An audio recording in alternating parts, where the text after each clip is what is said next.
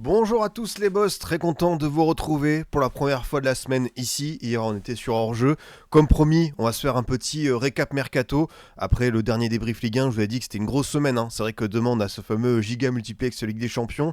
On a également l'Europa League qui se tient jeudi. Et on aura aussi du tirage au sort du coup le vendredi. Il y a des émissions avec hors-jeu, il y a de nouveau de la Ligue 1. Bref, il y en a de partout. Mais au milieu de ça, il y a quand même un mercato. Alors vous allez le voir, comme d'habitude, je prépare les sujets.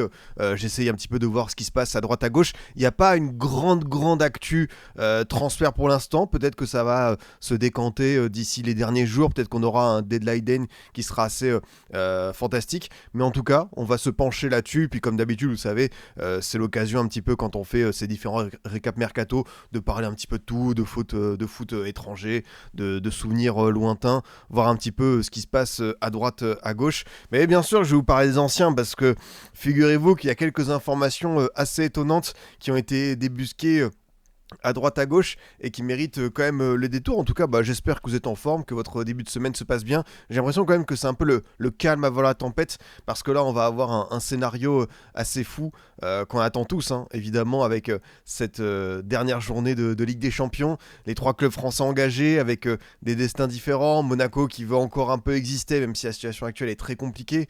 On a l'OM qui veut assurer une bonne place parmi les barragistes et éviter évidemment une élimination. Il faut un gros concours de circonstances qui serait catastrophique. Et puis le PSG, le top 8. Donc c'est vrai que ça va être, ma foi, assez sympathique de voir tout ça. Je vois que vous êtes quelques-uns sur le chat avec Mes12 mai, Jerg, Brandon, Valou, Dimitri, Mes12 mai, JP Flaco, quelques habituels, Rémi Skos qui nous dit salut Scipion, je sais pas si tu as vu les stats sur le championnat polonais, le dernier a une meilleure attaque que le premier. Voilà, c'est juste génial. Incroyable, on aime ce genre d'histoire, on aime ce genre de clin d'œil. Ça pourrait faire le bon sujet, un bon sujet d'une petite vidéo, ça, tu sais. Genre, qu'est-ce qui se passe dans le championnat polonais, c'est quoi ce truc totalement improbable. Mais ouais, des fois, t'as des attaques qui, en étant minimalistes, et d'autres, par exemple, je le cite souvent, mais Bordeaux, lors de la saison 2021-2022, quand ils descendent, qu'ils sont derniers de Ligue 1, qu'ils encaissent 91 buts, que c'est la honte absolue, ils ont quand même marqué plus de 50 buts, et ils avaient par exemple une meilleure attaque que Nice, qui était 5ème de Ligue 1. Donc des fois, avoir une très bonne attaque, même si évidemment pour le spectacle, et cette saison-là, Dieu sait qu'on a donné du divertissement, ça te garantit pas toujours une finalité et surtout un maintien. Donc il y a quelques nouveaux aussi sur le chat, comme Le Ferrero, comme Sichui, comme Rebeu Malicieux, très très beau pseudo. T'as vu l'info concernant El Ainaoui au Real Pipion? Alors j'ai vu passer ça, je t'avoue que j'attendrai peut-être d'avoir d'autres confirmations, de voir si c'est plus consistant, sérieux, pour pourquoi pas le traiter. Peut-être que la semaine prochaine, si je vois qu'il y a une autre info, ou même fin de semaine, je sais pas quand est-ce qu'on refera un récap mercato. Mais merci pour l'info, mais j'ai vu passer ça effectivement, et ça m'étonne pas que sa canne ait tapé dans l'œil de pas mal de monde, notamment peut-être des grosses écuries. Pour moi, c'est un joueur qui en club doit encore prouver à la Roma, et en plus, vous savez, c'est une équipe que j'aime bien, donc j'aimerais que le duo Manu Koné, El Ainaoui sur le papier, je trouve assez fou, le double pivot, puisse avoir un peu plus de temps de jeu ensemble. Après, tu es dans la position du Real, tu cherches des renforts mieux, je vais pas dire à moindre coût, mais peut-être des options intelligentes sans casser sa tirelire. Peut-être que Alainaoui, ça représente quelque chose de bien. Donc après, je serais hyper ravi pour lui s'il arrive au Real. Mais t'imagines la trajectoire du mec, en l'espace de 2 ans et demi, 3 ans, il aurait fait Nancy en national jusqu'au Real. Ça fait partie des destins du foot où ça peut aller extrêmement vite pour lui, quoi. Et j'espère que ça va aussi pour vous. Ouais, quelques messages, Masuaku. Je vais répondre, je pense, assez vite sur le débrief, enfin le récap mercato. Mais Masuaku, écoute, pas mal. Toujours dans cette lignée des bons recrutements de lance, que ce soit sur les jeunes potentiels à développer ou les anciens qui peuvent apporter. Moi, de ce que j'avais vu à Sunderland sur les matchs des Black Cats cette saison en Première Ligue, c'était bien. Franchement, il a fait le job. Après, malheureusement, avec la RDC, ça a été plus compliqué la CAN, avec un but, une intervention malheureuse où il avait tenté de faire un contrôle semelle, je crois, de mémoire contre le Sénégal. Donc c'était pas dingue. Mais écoute, un mec qui connaît la Ligue 1, qui a ce vécu, cette expérience, pour compenser tous les joueurs qui se blessent et les absents. Je trouve que c'est pas mal pour le Racing d'aller chercher ce joueur de complément là. Et tu te dis que si tu dois aller sur des profils peut-être plus jeunes à s'adapter, ça pourrait être une bonne idée d'attendre l'été prochain. Mais Masuaku, ça ne m'étonne pas, ouais. Je trouve ça bien. Un avis sur Faisal Manaï à Bordeaux. Ah bah là on est vraiment sur le récap mercato, les infos lointaines de 4ème division. Non, Faisal, écoute, intéressant, encore un peu timide. On sent qu'il doit donner plus, qu'il n'est pas encore tout à fait dans l'impôt d'un titulaire, qu'il y a des joueurs qui sont devant lui comme Bahassa et Chamal. Donc ça doit être même Openda parmi tous les profils différents. Mais pour le coup, je trouve que c'est un joueur qui est intéressant à garder pour la rotation. Donc on va voir ça, quoi. Salut Hugo SSE. Je sais pas si t'as vu, mais Will Steele à Saint-Étienne. Alors là, ce serait une breaking news parce que, écoute, j'ai pas vu l'info du tout. J'ai vu ça nulle part. Donc, si ça tombe vraiment, en vrai de vrai, j'avais jeté un coup d'œil. Vous savez que Horneland est menacé du côté de Saint-Étienne, que ça se passe pas bien, qui recherche des dirigeants, des dirigeants, un nouvel entraîneur. Alors pour l'instant, j'ai absolument rien sur Will Steele dans mes différents trucs mercato. J'ai pas ça, mais ça pourrait être une piste, pourquoi pas, à étudier de près. Franchement, pour lui, redescendre d'un étage en France, parce que Southampton, c'était en Championship, donc deuxième division anglaise, c'était déjà un beau pari pour lui. Ça ne l'a pas fait malheureusement. Après, Saint-Étienne, un club qui a des ambitions, des moyens. Pour lui, se refaire la main en Ligue 2, 6 mois, et surtout avoir ce défi quand même costaud de pas enfin refaire remonter les Verts, mais les remettre dans le bon wagon, ça peut être pas mal, quoi. C'est pas du tout fait, mais ça parle de ça. Ouais, bah c'est ça. J'ai pas l'impression que c'est acté parce que j'ai pas vu cette info-là. Par contre, Wilfried Nancy, c'était un nom qui était aussi désiré à l'époque où Horneland devait récupérer le club. Wilfried Nancy, qui est ce fameux coach français qui a réussi en MLS avec Columbus Crew et un petit peu l'Impact Montréal. Mais vous savez qu'il a une expérience assez ratée au Celtic. Voilà, qui c'est qui a fait une vidéo sur lui en disant bon, ça va être intéressant de voir enfin un coach français au Celtic, bonne hype et tout. Et alors là, viré au bout de 33 journées, un échec. Ils ont même rappelé le bon vieux Martin O'Neill qui a été déjà fait un intérim. Donc le mec enchaîne ça. Martin O'Neill qui est un peu le Hugh Magnus du Bayern version Celtic. Je préfère Will Steele. En vrai, je trouve que Wilfried Nancy, ça reste un nom intéressant parce qu'il faut peut-être pas s'arrêter sur l'échec du Celtic.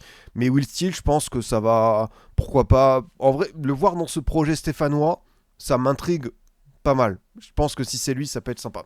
Ouais, Ryan à Bournemouth, pardon, parmi les jeunes brésiliens, on va en parler. Multiplex, est-ce qu'on va l'évoquer? Alors, c'est vrai que le multiplex Ligue des Champions, qui est demain 21h, déjà je vois mon fil TikTok qui est envahi de partout, de gens qui parlent du fameux combiné XXL de 18 matchs, où c'est quoi? C'est Dubaï ou Mumbai, Bali ou le Mali, enfin les mecs ils ont tellement d'inspi avec ce fameux truc, ça me termine.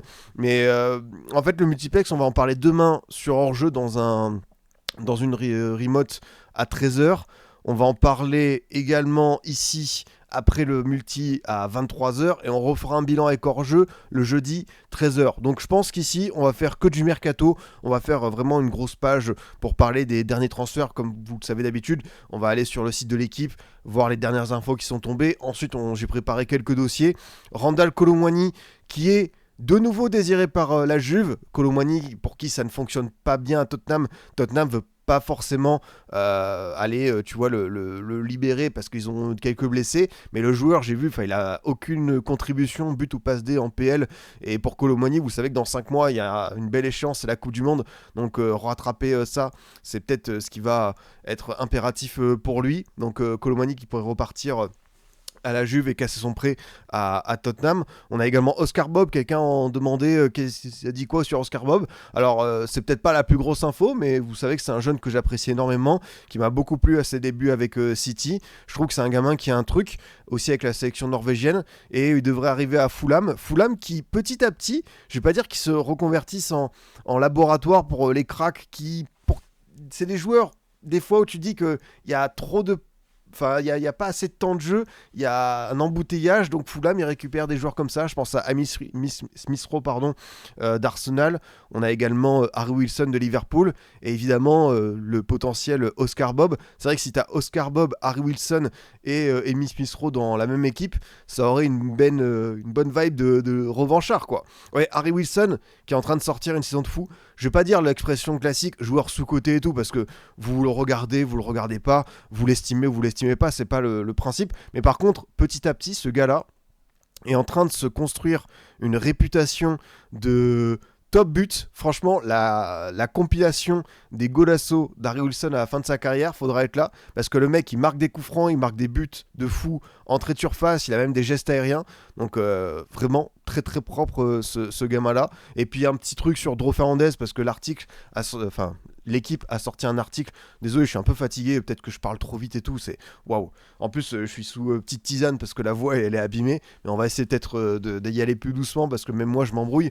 L'équipe a sorti donc un article technique, un peu un aspect tactique sur Dro Fernandez. Et je m'étais dit que ce serait sympa d'aller lire ça sur ce jeune qu'on ne connaît pas tous ici, je pense qu'à part les grosseurs du Barça, de la Masia et de ce qui se fait du côté de la Catalogne, c'est vrai que ça va être une découverte. Et puis forcément, le PSG qui nous avait habitués il y a quelques saisons à beaucoup recruter, là est plutôt une équipe timide sur le mercato, donc dès qu'il y a un joueur comme ça qui arrive, forcément on se penche là-dessus pour savoir ce qu'il peut apporter à l'équipe de Luis Enrique. Et avant d'aller sur les petites infos de l'équipe, Soso Chat, la modératrice, qui vous rappelle bien sûr de vous abonner, de liker, de commenter. On est également disponible en débrief, en récap, en rediffusion sur YouTube et comme toujours sur les podcasts, les différentes plateformes audio, Spotify, Deezer et Apple. Comme je vous le dis, on va aller tranquillement voir ce qu'il en est sur les différents potins du marché des transferts avec l'équipe pour commencer. Donc comme d'habitude, on va un petit peu lire ce qui se dit. Et comme je vous le dis, c'est vrai que je remarque que ce mercato hivernal est assez calme parce que c'est vrai que tu as quand même des mouvements du côté de City, tu vois, Guy et Semenyo. Tu as Aston Villa qui a pas mal bougé, je trouve aussi, là qui va faire revenir Douglas Luiz. Mais sinon, t'as Marseille qui a fait Nwaneri Timber, t'as l'OL qui a fait Hendrick, mais au global, j'ai souvenir quand même de certains mercato hivernaux où t'avais peut-être plus de mouvements, waouh, je sais pas, le Van Dijk à Liverpool, le Bruno Fernandes à United, ou voilà, je trouve qu'il y a pas mal de clubs qui sont assez calmes, on peut penser au Real, peut-être au Barça hormis Cancelo, l'Atlético qui vient de perdre Gallagher, sur quel type de joueurs ils vont bouger, Arsenal ça a l'air plutôt calme, Liverpool pareil, donc c'est vrai que c'est une période assez toujours intrigante et pour l'instant il n'y a pas forcément beaucoup d'ajustements.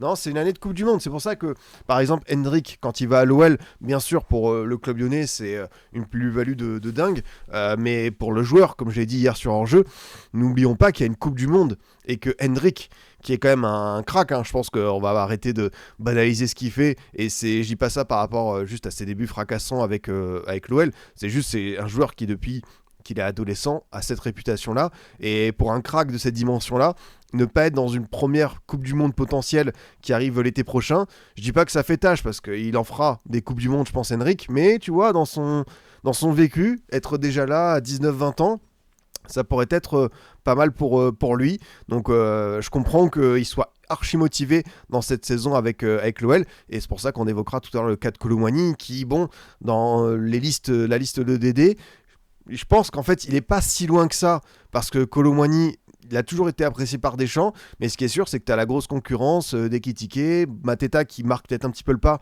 mais qui a brillé sur ses dernières apparitions, donc attention à lui quoi. Du coup, ces petites infos transferts, ça donne quoi? Adama Traoré qui est toujours un joueur de foot, pareil tu vois, ce qui est bien aussi avec cette actu là, c'est que des fois il y a des joueurs que tu as oubliés. Adama Traoré sera en train de passer sa visite médicale pour s'engager avec West Ham selon Sky Sports. Il s'agirait d'un transfert permanent pour celui qui va quitter Fulham et retrouvera Nuno Espirito Santo, son entraîneur lors de son passage à Wolverhampton. C'est vrai que West Ham est un des clubs les plus actifs parce qu'ils ont fait Castellanos, ils ont fait un autre attaquant brésilien. Ils sont assez chauds pour essayer d'aller te sauver. Donc Adama Traoré comme un nouveau renfort sur le front de l'attaque. Tu vas avoir quelques départs aussi, on peut imaginer Paqueta. Donc ouais, c'est vrai que c'est un mercato un peu des fois aléatoire, ça claque beaucoup d'oseille, on ne sait pas quel sera le résultat, mais quand tu as des moyens en première ligue et tu veux te sauver, tu tentes le tout pour le tout quoi. Ah, Bournemouth recrute le Brésilien Ryan. Tout droit venu de Vasco da Gama, l'attaquant brésilien Ryan vient d'officiellement s'engager avec Bournemouth pour un montant d'un peu plus de 28 millions d'euros. Lui qui a inscrit 20 buts en 57 matchs en 2025 portera le numéro 37 avec les Cherries. C'est vrai que ça fait partie des joueurs un petit peu sensation pour l'avenir de ce mercato hivernal. Parce que grosse réputation, l'ami Ryan, qui fait partie des joueurs un petit peu à surveiller de près parmi tous les pépites brésiliennes. Donc on va voir ce que ça peut valoir. Alors ça peut peut-être il est principalement avant-centre, peut-être un petit peu sur le côté gauche, côté droit. Est-ce que c'est pour remplacer Semenyo? Est-ce que c'est pour concurrencer Evan Nilsson ou et le Junior Kroupi, parce que forcément je me pose la question, est-ce que ce recrutement va peut-être obliger, tu vois, et Junior Kroupi à avoir un temps de jeu diminué. C'est quand même un joueur qui évolue pas mal sur le côté droit, donc ça me rassure pour lui. 27 en tant que milieu droit, 16 en tant qu'ailier, donc 75% de ses matchs c'est sur ce côté droit, donc dans le profil c'est le remplaçant de Semenyo, et je comprends Bournemouth, même si c'est peut-être très cher pour un joueur de 19 ans. T'as perdu un élément phare, quitte à taper du poing sur la table, autant aller sur un talent brésilien. On sait que Bournemouth, c'est quand même un club qui a vraiment bien recruté ces dernières années, quand on voit ce qu'ils ont fait de Zabarni, de Hyssen, de Kerkez, avant qu'ils aillent dans les gros clubs qu'on connaît tous, même après c'est pas de leur faute si ça se passe pas si bien que ça, mais quand tu vois les différents joueurs qu'ils ont pu recruter, et même ils ont relancé quand même Justin Kluivert, ce qui n'était pas évident sur le papier quoi. C'est une giga pépite. J'avoue que je l'ai pas vu jouer hormis quelques compilations, et sur les compilations ça donne envie quoi. C'est les Brésiliens, voilà, 14 buts en 34 journées de Serie A en 2025. T'as l'impression que le gamin a du feu dans les pieds et qui peut te dynamiter pas mal de défense. Surtout la finition, c'est assez intéressant dans ce registre d'ailier d'un joueur qui n'est pas vraiment un pur attaquant, un pur numéro 9. Donc à surveiller de près ce qui va se passer pour lui. Dommage que Lorient il ne bénéficie pas de quelques prêts. C'est vrai que Lorient, peut-être que la bonne période actuelle de Lorient, ça va inciter, parce que vous savez qu'il y a pas mal de multipropriétés en Ligue 1, on a beaucoup parlé de l'OL et de Botafogo, on a énormément parlé de Strasbourg et de Chelsea, mais il y en a d'autres, il y a Nice avec Manchester United, bon, celle-ci elle est à l'abandon, tu as Toulouse avec Milan, et tu as Bournemouth et Lorient, et du coup, voilà, tu as notamment eu Romain Fèvre qui a été prêté par Bournemouth, tu avais Junior Kroupi qui avait été acheté, puis récupéré par Bournemouth après une saison après en Ligue 2, donc ouais, tu dis que Lorient ça se passe bien, ça pourrait pourquoi pas faire de belles affaires à l'avenir et assurer peut-être un peu plus de maintien. Mais ouais, Ryan, je suis vraiment curieux de le voir à l'œuvre. Et comme le dit Brandon, c'est vrai, normalement un Brésilien avec ce nom, ça signe au Shakhtar. C'est vrai que les joueurs comme ça, est-ce que tu as eu Kelvin, tu as eu... en fait, t'en as eu pas l'un, tu as eu Marlon, tu as eu vraiment des prénoms un peu, tu sais, américains. Bernard, bien sûr, Bernard, bon, pas prénom américain, mais c'est vrai que tu fais tous les Brésiliens du Shakhtar. Fred Bernard, ah non mais je crois que tu as un truc Shakhtar, je crois que tu as une option pour voir les joueurs par nationalité, et la colonie brésilienne du Shakhtar, je vais pas dire que ça a toujours été un fantasme, mais vous savez que c'est un intermédiaire qui a mis ça en place avec Tafarel, l'ancien gardien du Brésil, et c'est vrai que ça leur a apporté quand même quelque chose d'assez fou quoi. Alors joueur brésilien Shakhtar, hop, Transfermarkt. Normalement, tu peux faire ça par nationalité. Voilà, joueur étranger en provenance de Brésil. Alors là, la liste, oh là là. Attends, on va peut-être faire ceux qui ont le plus de matchs avec le Shakhtar. Tayson, ça, c'est un nom. Tu sens l'Europa League, tu sens les jeudis soirs, tu sens les frappes 20-25 mètres, tu sens le maillot manche longue, les gants, quoi. Fernandinho, bien sûr. Fernandinho, quand même 284 matchs avant de partir à City. Il a fait une longue carrière, il est arrivé en 2005. Jadson, Luis Adriano, qui a quand même marqué 5 buts dans un match de LDC, Ismaili, qui est passé par le LOSC, Alex Teixeira, ça le nom d'une petite pépite qui n'a pas forcément confirmé, Willian, Brandao la légende, Douglas Costa, c'est vrai aussi, Dantinho, Alan Patrick, voilà, tu vois, on parlait des blazes un peu aléatoires, Ilsinho, Bernard, Fred, Mathusalem, Tété, passé par l'OL également, Marcos Antonio, qui avait fait petite pige à la Lazio, Maicon, Dodo, Elano, ancien joueur de City, Pedrinho, Wellington Nem, Fernando, ouais, ça s'étire bien. Hein. Franchement, t'as 2 pages. Ça, t'as Kevin qui a fini à Fulham, Vinicius Tobias qui a rejoint le Real La Castilla, Fernando, Vitao, Marlon qui est aussi passé par Nice de mémoire, Alisson, Leonardo, Isaac, Lucas Taylor, Ivan et David Neres qui, c'est ça, avait été transféré, mais je crois que il est arrivé, il y a eu le déclenchement de la guerre et du coup il est reparti aussitôt quoi. Le David Neres. Donc ouais, c'est vrai que si tu fais tout le 11, franchement, je pense que tu as une équipe ouais, vraiment d'anciens. Sacrément, ouais, c'est ça. Shakhtar en LDC avec leurs 15 Brésiliens et l'autre avec les cheveux blancs en 10 en LDC. Street will never forget. Ah ouais, avec le gardien, c'était Piatov, non? De mémoire, celui qui était aussi le goal de l'Ukraine. Donc, beau projet le Shakhtar avec toute cette colonie. On peut voir que ça continue quand même malgré le conflit avec la Russie qui continue d'attirer des joueurs. Donc on verra si Sorian, qui du coup n'a pas terminé au Shakhtar, mais bien à Bournemouth, pourra enchaîner.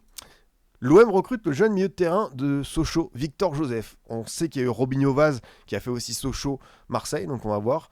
Le transfert du joueur haïtien qui n'a disputé que 9 matchs avec l'équipe première de Sochaux a été officialisé ce mardi. Après avoir enregistré les arrivées de Nwaneri et de Timber, l'OM continue de s'activer sur le mercato.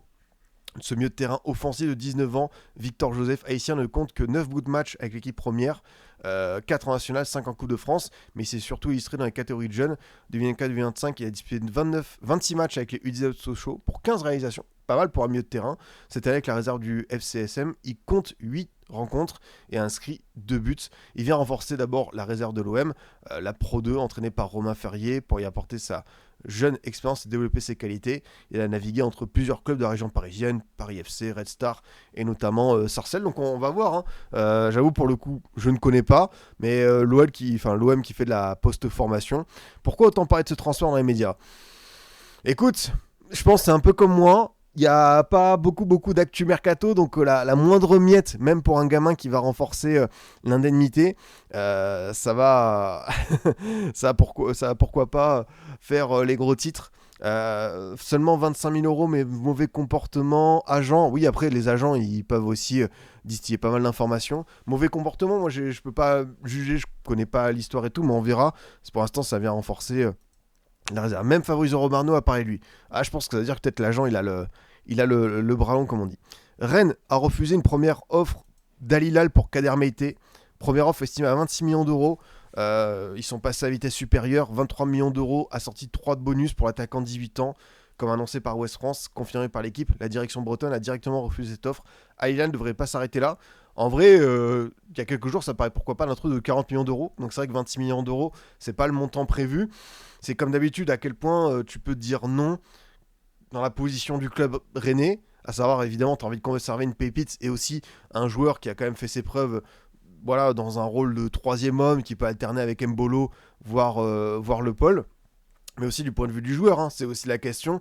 Maintenant qu'on sait que on a levé certains verrous par rapport à l'Arabie Saoudite, qu'on a vu Nathan Zézé, Simon Bouabré rejoindre ce championnat, est-ce que Kader Meïté, il doit avoir des scrupules? Et quand tu sais que ce salaire-là, il peut mettre à l'abri ta famille sur je ne sais combien de générations, et lui, voilà, il peut faire 3-4 saisons, et puis repartir frais comme un gardon, peut-être d'ici 2029-2030, pour revenir en Europe, j'ai l'impression que les joueurs se posent moins de questions par rapport à ça. Donc à voir, c'est peut-être un des dossiers qui peut se dénouer dans les derniers instants du mercato. Et est-ce que Rennes aura la possibilité de faire un remplaçant? Ça, ce serait aussi une information assez intéressante à souligner. On a Liverpool qui recrute un jeune défenseur autrichien, Ifani Ndoueke, en provenance de l'Austria Vienne. Oh, l'Austria Vienne, ça fait tellement longtemps que j'ai pas entendu le nom de ce club. Club un peu Rapid Vienne et Austria Vienne. Quand j'ai commencé à suivre le foot au début des années 2000, je dis pas qu'il y avait un charme, mais tu sentais l'Europe, tu sentais les matchs de Coupe UEFA, pas l'Europa League, je parle vraiment de la Coupe UEFA à l'ancienne. En plus, Bordeaux a affronté ce club. Je pense que tu avais peut-être Joan Mikou qui avait marqué, un truc comme ça. Bon, allez, vous savez ce qu'on doit faire dans ces moments-là, hein, forcément. Bordeaux, Austria, Vienne, UEFA, pour voir les compos de l'époque. Austria, Vienne, Bordeaux, peut-être Wendel. Mikou ou Wendel? À voir. Ah, c'est Chamac. C'est Chamac et Wendel, tu vois. J'ai souvenir de Wendel. Il y avait peut-être Mikou. Il y avait Mikou, mais c'était Wendel qui avait marqué. Et alors là, la compo de Bordeaux, bon, je vais pas faire celle de l'Austria Vienne parce que je pense qu'il y a, à part peut-être Asimovic qui est passé par le LOSC, un homonyme. La compo de Bordeaux, c'est Tonton Ramé au cage, Tremouinas, Planus, Chalmé, Diawara. Bon, ils sont pas dans le bon ordre, parce que Tremouinas c'est à gauche, Diawara dans l'axe et Chalmé à droite. Miku, Wendell, Pierre Ducasse, Ferrando Menegazzo, Chamac, Aubertan. Et le banc des Girondins, c'est Valverde, Jurietti, Kavenaghi, Bellion, Jussier, Brégerie, Lavie. C'est l'équipe de Laurent Blanc, c'est le socle. Il manque Alou Diarra, il manque Yogurkuf, un peu de Jussier, de Kavenaghi par-ci par-là. Et t'as la recette miracle. Ah bah je vais pleurer, c'est foutu pour foutu moi, très clairement. Et ouais, Rapide de Vienne, finale des coupes contre le PSG. C'est pour ça que je vous dis que c'est un nom qui évoque pas mal de choses à l'ancienne. Et forcément, Tony Kroos, qui a pour idole Yohan Mikou, très très bien renseigné. Le petit, bon, il me met quand même quelques années, mais c'est vrai que c'est pas mal d'avoir, je trouve, Mikou. Ça permet de te distinguer un petit peu. C'est la classe. C'est la classe d'avoir Joe Mikou comme idole. Donc voilà, un jeune qui va rejoindre l'équipe réserve de Liverpool en attendant d'en voir mieux. Sten Larsen qui va peut-être arriver à Crystal Palace, qui veut pas laisser filer Mateta si le club ne trouve pas son remplaçant. Palace verrait bien Jørgen Strand Larsen prendre le relais, le grand Norvégien 1m93, évolue à Wolverhampton où il a inscrit 6 buts en 25 matchs cette saison. Il est fini l'année passée à 14 buts en première ligue. À voir parce que ouais, c'est vrai que Crystal Palace, il se passe pas mal de choses dans cette équipe. Il y a beaucoup de joueurs qui partent, il y a des mouvements. Guy est parti, Mateta a des envies d'ailleurs, Glasner est saoulé du mercato. C'est une équipe qu'on a pas mal louée, qui a vécu une année de 25 dingue avec ses 2 titres. C'est dommage que ça se termine comme ça et que ça s'étiole en cours de saison. Mais un Strand Larsen comme joueur, je vais pas dire de complément, mais comme remplaçant en première ligue, il connaît le championnat, il a des bonnes stats. J'aime bien le profil de remplaçant de Mateta. Après, Wolverhampton qui se sait condamné, à quel prix ils vont le laisser partir? Ça, c'est toujours une question intéressante. Shin Yamada, filant D2 allemande. Voilà, ça c'est pour mes fans de football nippon. Attaquant de 25 ans qui quitte le Celtic pour rejoindre Munster en Bundesliga 2 sous la forme d'un prêt jusqu'à la fin de saison. Tsimikas, c'est vrai qu'il se passe quelque chose d'assez dingue et que j'ai découvert du coup, parce que même moi qui suis également, tu vois, toutes les infos mercato, il y a des choses où des fois, il y a des infos que je découvre en préparant ça, et alors là, je découvre qu'il y a une espèce de jeu de chaise musicale entre la Roma, Liverpool et Tottenham. Tsimikas bloque le transfert de Robertson à Tottenham.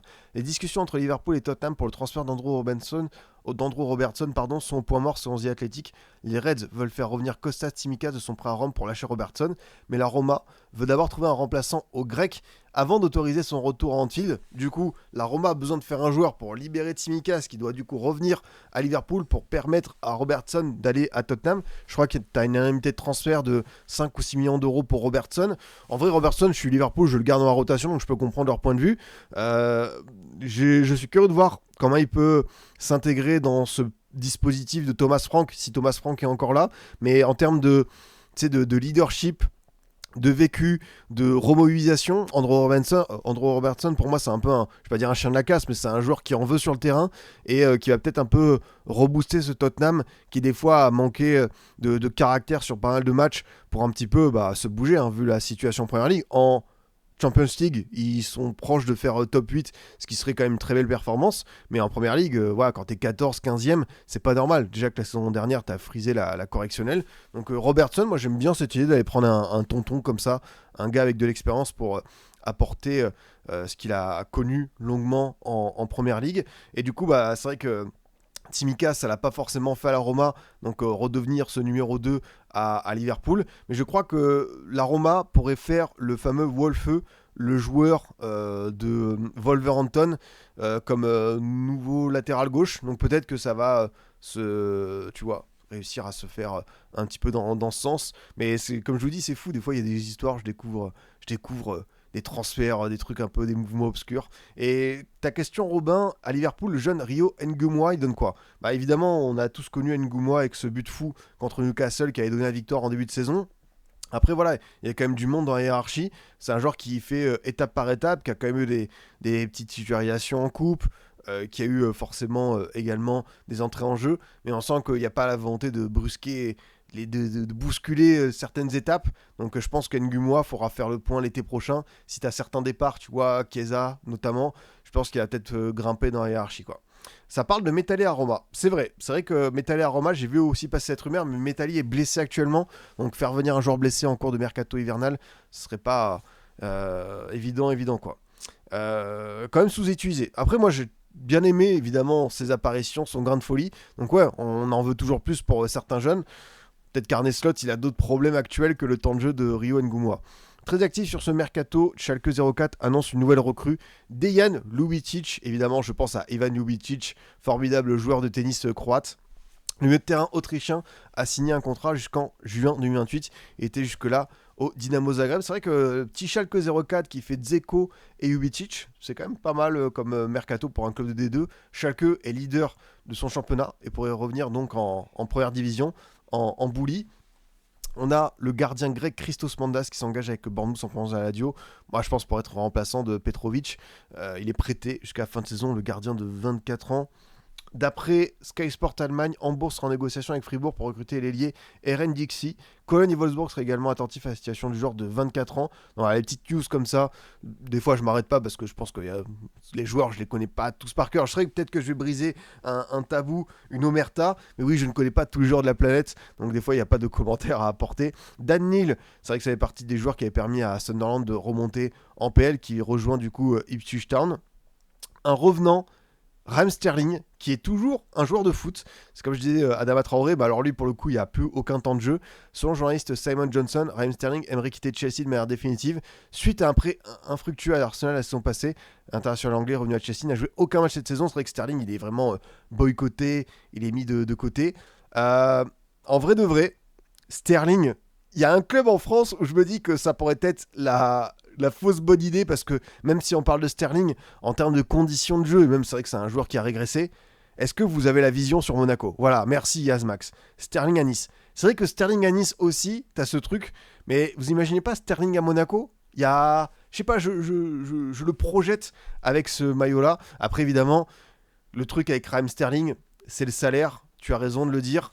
Je pense que si on va sur le salaire de Raheem Sterling, c'est le mec le mieux payé de la planète à rien faire, quoi. Là, on va peut-être halluciner un petit peu. Raheem Sterling, alors là, c'est le plus gros salaire d'Arsenal. Là, c'est le salaire de Raheem Sterling. Raheem Sterling, il touche 1,67 million d'euros par mois, 390 000 euros la semaine, 56 000 euros par jour, et il a un salaire annuel de 20 millions d'euros. Donc là, Sterling, aucun match cette saison, il a touché déjà 10 millions d'euros. Moi, j'ai pas envie de lui jeter la pierre, parce que vraiment, c'est le contrat, on lui a donné tel quel, mais c'est quand même de la folie. Enfin, vraiment, 10 millions d'euros comme ça pour un mec qui n'a même pas son casier, qui n'a plus son casier dans le vestiaire, c'est juste fou. Et à titre de comparaison, Sterling est le 23e plus gros salaire de la planète. C'est quand même pas mal, quoi. Donc, quand il a quitté City, il était à 10 millions d'euros. Il arrive à Chelsea, ils lui ont donné quasiment le double. Chelsea, c'est vraiment les Américains, les vrais de vrais, quoi. Ils y vont pas. C'est vrai qu'Alaba aussi. Alaba, 22 millions d'euros. C'est vrai que là, on a des joueurs, ça, c'est quand même quelque chose, quoi. Ensuite, c'est à lui de choisir. S'il ne veut pas baisser drastiquement son salaire, c'est qu'il veut pas réellement partir. Après, tu vois, il peut s'en contenter, cette situation. Sterling, il a eu sa carrière. Il a gagné plein de premières ligues. Il a fait des grands tournois. Tu peux être dans cet aspect minimaliste, mais après, il a quand même commencé à faire son âge. Après, c'est pas non plus un mec hyper âgé, mais c'est vrai que c'est des situations, des fois, qui sont un peu ubuesques, quoi. Mbala Nzola, dédicace au Lensois, l'attaquant angolais devrait s'engager sous la forme d'un prêt à Sassuolo d'après la Gazzetta dello Sport. Prêté depuis le début de saison à Pise, Nzola partir à Fiorentina, un accord entre la Viola et Sassuolo devrait s'officialiser dans les prochaines heures pour l'ancien Lensois. Pas dingue, j'ai l'impression, la saison à Pise pour Nzola. Ça, on en a déjà parlé. C'est Flamengo et West Ham d'accord pour Paqueta. West Ham aura accepté la troisième offre de Flamengo pour Paqueta. Selon The Athletic, le milieu brésilien passé par l'OL de 2020 à 2022 va retourner dans son club formateur contre 41,25 millions d'euros. L'annonce devrait être officialisée dans les prochains jours. Je me demande si c'est pas le transfert le plus cher d'histoire du championnat brésilien, parce que là, ça envoie un petit peu, non plus de 40 millions d'euros.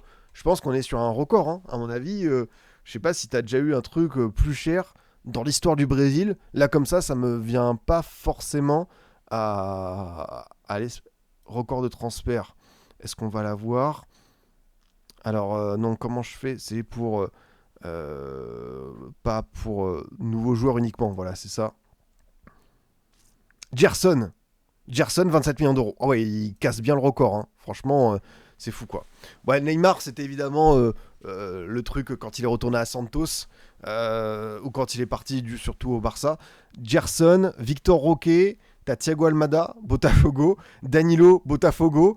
Est-ce que c'est vraiment les vrais montants de transfert? Où est l'argent? Est-ce que l'OL en a vu la couleur? C'est le genre de montant. Moi, je suis Interpol. Je suis Tracfin. Je fais des grosses enquêtes là-dessus. Samelino, Flamengo aussi. Flamengo, ils sont en train de se faire une équipe. Franchement, Paqueta qui retourne à la maison. Pour moi, ça c'est favori Libertadores. Et pas mal, hein. Carlos Alcaraz également. Paulinho, très belle qualification contre De Minor au passage. Gabri Barbosa, Luis Enrique, autre transfert douteux. Gerson qui fait plusieurs records. Et t'as également Pato, Carlos Tevez. T'as quelques noms d'anciens qui font bien dire. Gerson, il a tous les records. Gerson, il apparaît 3 fois dans le classement. Ça prouve bien la carrière, comment on pourrait dire, aléatoire de l'ami Gerson. Mais ouais, je pense que si tu rajoutes Paqueta à cet effectif, tu vas avoir un truc pas mal, hein. Parce que t'as Danilo, ancien de la Juve, t'as Alexandro, autre ancien de la Juve, Emerson Royal, bon là ça va peut-être pas arrivé, mais t'as Jorginho, t'as Eric Poulgar, t'as Saul Niguez. C'est vrai que ça fait vraiment compo all-time FIFA 18 quoi. Samuel Lino, Everton, qui avait fait une Coupe du Monde de mémoire, Luis Araujo, ancien du LOSC, Pedro, et donc Paqueta pour tout ça. Franchement, pour évidemment Luis Enrique entraîner Luis Felipe, c'est n'importe quoi. Trop de fatigue, trop de fatigue, mon cher Adrien. Après, comme on l'a dit la dernière fois, déception pour lui parce qu'il y a 18 mois, c'était un transfert à City qui devait se faire. Et après, vous connaissez, hein. Lui, Paqueta, par exemple, le grand combiné du multiplex de demain, les 18 matchs, je pense que Paqueta, il attend. Ça peut être son last dance avant de retourner au Brésil. Allez les gars, on envoie, on envoie toute la quicheta sur 18 matchs et on va tenter de casser la banque. On va voir si ça va se faire pour l'ami Paqueta. Mais comme je vous le dis, il y a quand même un chemin, une utopie. On aurait aimé voir ce que ça aurait pu donner du côté de City pour Paqueta, quoi. Aston Villa va faire revenir Douglas Suisse, le joueur d'Aston Villa durant 5 saisons de 2009 à 2024, qui joue actuellement à Nottingham Forest. On avait vu le temps de jeu. Je crois que c'était 9 matchs de Première Ligue, pas tout en titulaire. Son retour chez Villans. Blessure de Yuri Tillmans. Ça c'est dur parce qu'ils sont aussi fait blesser Bouba Kamara. Le club chercherait un remplaçant. Et apparemment, je crois qu'il y a Fabrizio qui a donné le Here We Go. Donc ça c'est pas mal. Mais c'est vrai qu'Aston Villa, club assez actif sur ce mercato. Franchement, ils envoient pas mal, j'ai l'impression. En même temps, t'as des gros objectifs. Le top 30 Première Ligue, ou sait-on jamais, vu qu'Arsenal a chuté, t'es revenu à pas un grand nombre de points, pourquoi pas faire déjouer tous les pronostics. Et puis t'as aussi cette fameuse Europa League, une compétition qui tient beaucoup à Emery. Donc là tu vois par exemple sur cet hiver, ils ont rappelé Leon Bailey de son prêt. Il y a Alisson qui est arrivé du Brésil de Grêmio pour 10 millions d'euros, Brian Maggio, le jeune attaquant de Metz, pour 12 millions d'euros. Et t'as eu quoi comme départ? T'as Ramsey, non, ça c'était déjà l'été, donc c'était Daniel Malensa qui est parti à Roma. Ouais, tu rajoutes à ça un joueur comme Douglas Suisse pour Emery qui connaît par cœur. Moi j'aime bien, je trouve ça un renfort intelligent. Après, c'est un joueur qui a chuté de niveau, mais ça peut se relancer. Par contre, Harvey Elliott, j'ai l'impression qu'on parle plus du tout de lui, c'est terrible, non? Harvey Elliott, c'est 4 bouts de match en Première Ligue, pas dans l'effectif, malade. Sur le banc, il est revenu là contre Newcastle. Franchement, Harvey Elliott, je vais pas dire quand il a commencé c'était tip top, mais Harvey Elliott, waouh. J'avoue que 22 ans, j'ai l'impression que c'est l'anonymat total, quoi. Ouais, depuis son but au parc. C'est vrai qu'il s'était fait une grosse blessure, notre ami Harvey Elliott, mais quand même, tu vois, on parlait d'un jeune talent et tout. Est-ce que c'était de blessure? Ouais, fracture du pied, 72 jours, fracture de la cheville avec dislocation. C'est vrai que c'est deux endroits qui peuvent être assez redoutables, mais tu vois, il a été là malade, et après, sinon, il a été renvoyé en réserve, donc il n'y a pas qu'une histoire de blessure pour lui, qui a quand même, tu vois, 149 matchs avec Liverpool. C'est quand même assez conséquent. Donc ouais, j'ai remarqué ça. C'est vrai qu'il a vraiment bien disparu. Ouais, c'est vrai qu'Harvey Elliott, ça peut se relancer en Ligue 1 s'il suit certains exemples de ses compatriotes anglais. Tout ça, après, j'imagine pas le salaire, mais Harvey Elliott, ouais, ça pourrait être un bon truc. Il est puni car sinon Aston Villa doit payer beaucoup à Liverpool. C'est financier, Scipion. Ah ouais, mais là, du coup, désolé, mais c'est ultra moche pour le joueur. Parce que Pourquoi le prendre? C'est quoi? C'est genre une option d'achat qui serait démentielle, j'imagine, ou un truc comme ça, des bonus. Mais du coup, tu punis un mec alors qu'il est pas responsable de ça. Fallait anticiper. Ça, c'est vraiment. Des fois, il y a des deals qui sont assez obscurs dans, dans le foot. Ça, c'est clair et net. Donc, pauvre Harvey Elliott, évidemment, je pense que ça va se relancer dès l'été prochain, quoi. Ou sait-on jamais, peut-être le prix sera cassé cet hiver. Jonas Omlin, pareil, ancien de Ligue 1, qui s'engage à Leverkusen, l'arrivée du gardien suisse avec la blessure de Flecken.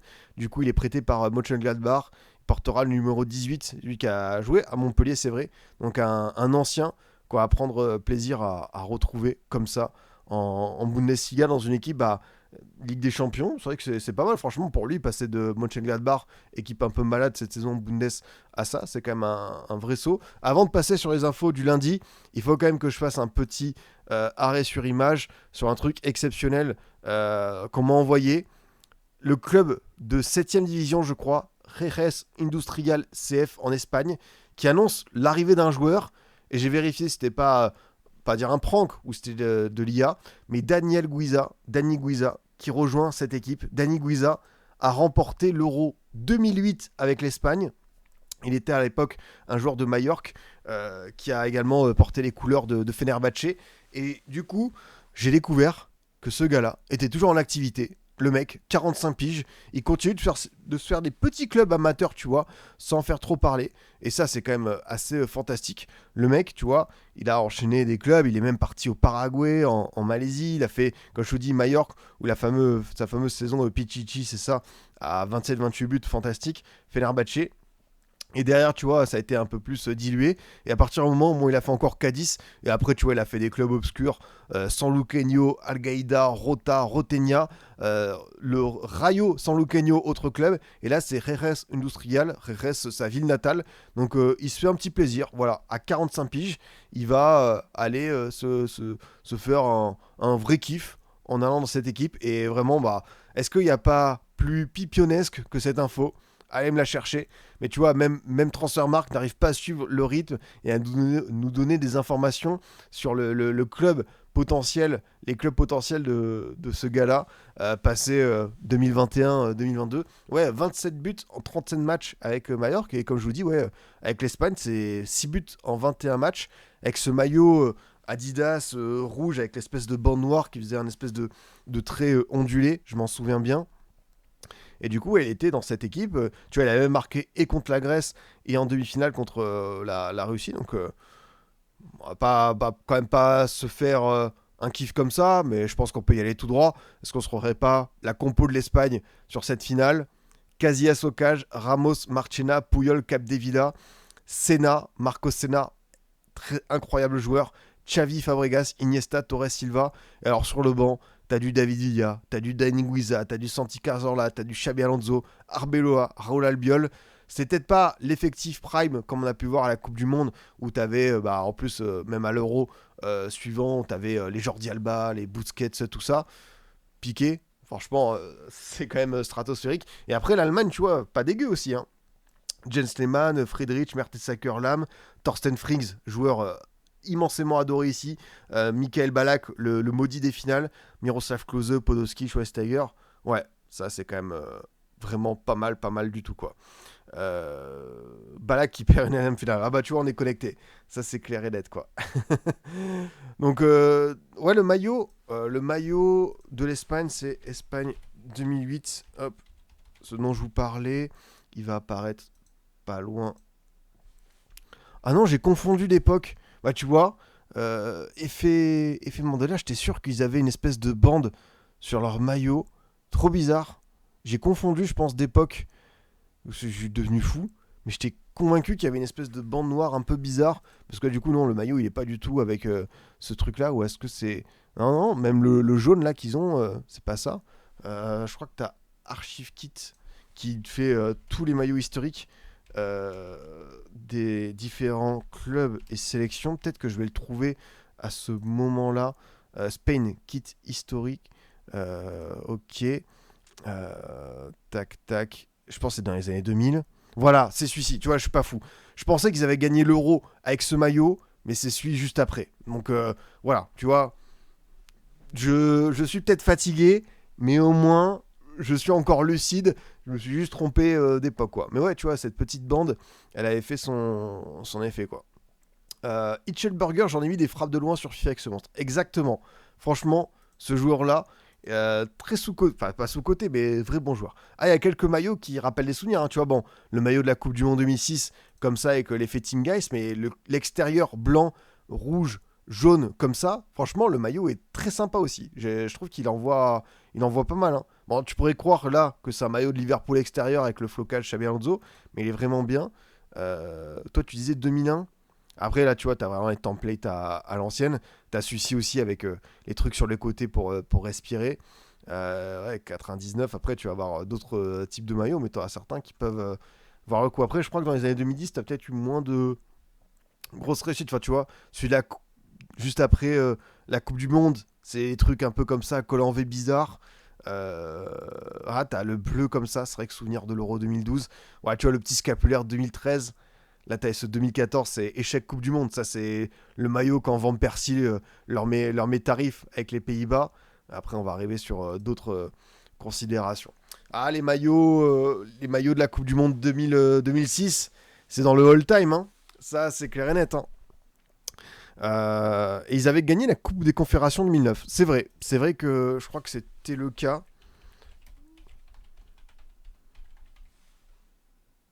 Hop, 2009. Afrique du Sud pour préparer ça. Non, c'est le Brésil qui avait gagné, tu vois. Le Brésil qui avait battu les USA en finale. L'Espagne, États-Unis. États-Unis qui avait battu quand même avec Altidore et Dempsey en même temps quand t'as des joueurs prime comme ça. C'est pas une surprise. Et du coup, la compo. En fait, qu'on fait que des compos à l'ancienne, vous savez quoi? Je pense que vous kiffez les débriefs récap mercato aussi pour ça. La compo du Brésil, c'est Julio César au cage, Maicon Lucio, Luisao, André Santos, Felipe Melo, Gilberto Silva, Ramirez, Kaká, Robinho, Luis Fabiano. Et t'avais Dani Alves et Elano qui étaient rentrés. Côté américain, t'as aussi des pépites. Hein. Carlos Bocanegra, Timo Ward, l'immense Clint Dempsey, Landon Donovan, la légende, Charlie Davis passé par Sochaux, Josie Altidore. T'en avais quelques-uns des joueurs qui font plaisir à voir. Ça je le reconnais quoi. Le Ramirez en milieu droit, dangereuse gala. Ah bah Dunga, immense joueur. Mais le coach, c'est comme vous dites, si Dunga avait été un coach du football moderne, il aurait entraîné Retafe. Hein. Vraiment, lui, il serait parti à la guerre avec Felipe Melo. C'était pas du Joga Bonito. Hein. Mais c'est vrai que Ramirez, Elie, on l'avait déjà vu avec Chelsea. Et on sait qu'il avait pu faire des dégâts assez méchants. Quoi.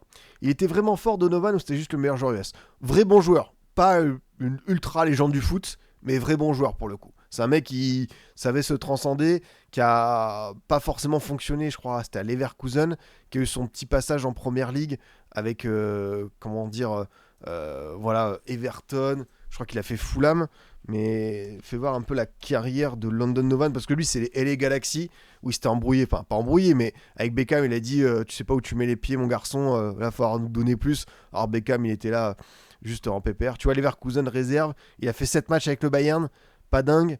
22 avec Everton, il a même pas joué à Fulham. En fait, lui, c'est San José et les Galaxy, donc c'est vraiment une carrière américaine. Et après, 57 buts en 157 matchs avec les USA. Non, franchement, très propre, quoi. Du coup, on a fait encore une fois une séquence nostalgique avec ce bon vieux Daniel Guiza. On va refaire peut-être un petit peu les infos de la veille lundi pour voir si on a d'autres trucs à évoquer. C'est vrai que le dossier Mateta, pareil, hein, on va parler de Kolo Muani. Mateta, qu'est-ce qui se passe pour lui? Pour l'instant, ça se fignole pas pour un éventuel départ. Palace vaudrait 40 millions de pounds et la certitude de trouver un remplaçant. Donc on a vu qu'il y a Strand Larsen qui est ciblé. Nottingham a quand même fait une offre de 35 millions de pounds à Palace pour recruter Mateta. Nottingham qui a également pris Luka. C'est vrai que Nottingham, t'as un gros roulement des attaquants parce qu'ils ont recruté Igor Jesus et Kalimundo. Kalimundo est déjà reparti à Francfort. T'as également Chris Wood qui est blessé. Du coup, faire Mateta, je pense pour être le nouveau numéro 1, ça peut s'entendre. Et puis Mateta, en termes de revalorisation, je pense qu'il se mettrait bien. Mais à voir, parce que encore une fois, faut qu'il puisse y trouver son compte. Et surtout que, voilà, comme je vous le dis, Mateta, il est peut-être le potentiel 27e homme de la liste de Deschamps. Donc ça vaut cher d'ici 5-6 mois. Alors selon ESPN, le Barça s'activerait pour retrouver le remplaçant de Robert Lewandowski. Si l'option Julián Alvarez de l'Atlético Madrid a déjà été évoquée, Dusan Vlahovic de la Juve serait également surveillé par un club catalan. Je suis pas fan. Même si Alvarez traverse une mauvaise période, je suis plus chaud d'aller sur Alvarez. Après, forcément, il faut voir les conditions financières. Ouais, ça, Vlahovic en fin de contrat, mais du coup, si tu le fais venir, lui, qu'on a vu, hein, il avait un contrat de fou, pareil, 20 millions d'euros, entre le contrat, la prime à signature. Après, Alvarez, tu vas pas les payer en Kama ou en Simflouz, hein, je dis pas ça, mais même en termes de style de jeu, quitte à faire l'effort, j'irai un peu plus sur Alvarez, quoi. Parce que Vlahovic, j'ai bien aimé la Fio, j'ai bien aimé le début à la Juve, et je m'étais dit, bon, soit Allegri, c'est pas ça d'être numéro 9. Allegri est parti depuis un moment, entre Mota, Tudor et Spalletti, même si là il est blessé, j'ai un peu de mal, j'avoue, j'ai un peu de mal. Du coup, on a aussi Dan Neil, ça c'était fait. Kane négocie avec le Bayern. Le Bayern sera en prolongation avec discussion avec Harry Kane. Harry Kane qui a du coup 32 ans, qui va aller sur ses 33 l'été prochain.